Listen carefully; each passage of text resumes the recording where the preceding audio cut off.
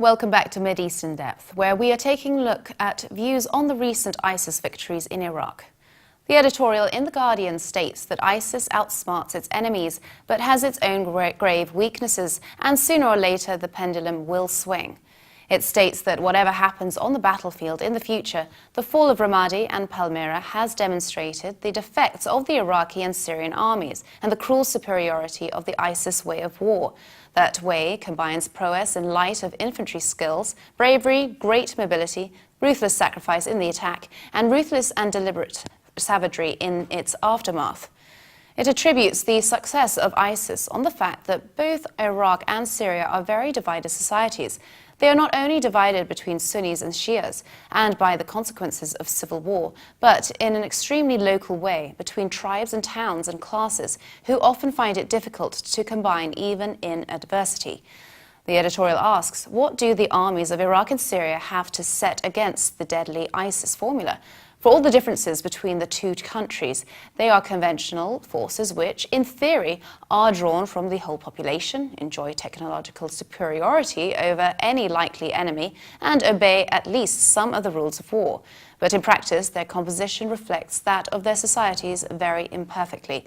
It concludes, however, by asserting ISIS can zoom across the desert, killing people. It can attract dangerous young men from around the world.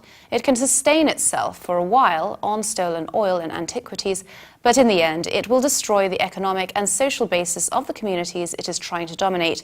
In spite of its name, it cannot make a state. Osman Migrani writes in Al-Awsat that the ISIS takeover of Ramadi and its growing influence across the region gives the impression of a superpower with an army as big or advanced as that of China or the US.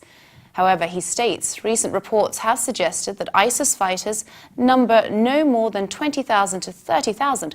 How can an organization with such a modest number of fighters control such a large territory, particularly given the fact that the US and its allies have been carrying out airstrikes against the group for nearly a year?